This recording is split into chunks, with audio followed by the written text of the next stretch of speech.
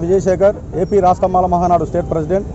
సోదరులారా, ఈరోజు భారతదేశంలో ఉన్నటువంటి అత్యున్నత న్యాయమూర్తి గవాయి గారిపై ఒక దాడి చేయడం ఎంత నీచమైన సంఘటన ఆలోచన చేయండి.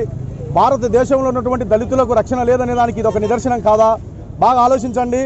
ఈరోజు డాక్టర్ అంబేద్కర్ గారు ఆ రోజు మనకు ఈ యొక్క రిజర్వేషన్స్ ఎస్సీ/ఎస్టీ అట్రాసిటీ కేసు ఎందుకు పెట్టినారనేది ఈ యొక్క సంఘటనను చూసిన ఒకసారి గుర్తు చేసుకోవాలి. మనము ఈరోజు అన్నీ రద్దు చేద్దాము, ఈ యొక్క అట్రాసిటీని తీసేద్దాము, ఈరోజు సమాజంలో అందరూ సమానత్వంగా ఉన్నారు, అంటరాంతరం లేదు అని చెప్పేసి మాట్లాడుతూ ఉన్నారు.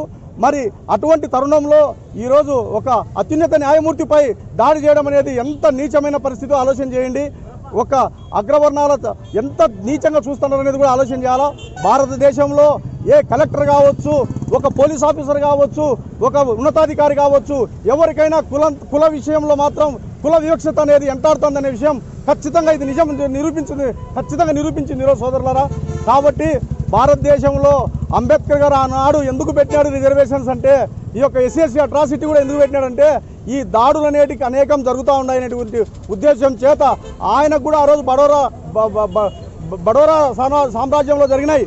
కాబట్టి ఆ యొక్క అవమానాలన్నింటినీ దృష్టిలో పెట్టుకొని భారతదేశంలో దళిత జాతి హీనంగా బ్రతుకుతుంది, సమానంగా బ్రతకాలంటే ఈ అట్రాసిటీ అవసరం అని చెప్పేసి ఆనాడు చెప్పడం జరిగింది సోదరులా. కాబట్టి సోదరులారా, ఒకటి గమనించండి, ఈరోజు గవాయి మీద జరిగినటువంటి దాడి ఈ యొక్క మండల స్థాయికి, తాలూకా స్థాయికి కూడా రావచ్చు. కాబట్టి అనేక మంది దాడులు చేసేదానికి అవకాశం ఉంది. అందరం ఏకమై ఖండించి ఈ యొక్క దాడులను వెంటనే పూర్తి స్థాయిలో ఆపాలని చెప్పి ఈ యొక్క దాడి చేసిన వ్యక్తిని కఠినంగా శిక్షించాలని ఈ సందర్భంగా కోరుకుంటున్నా. Thank you very much.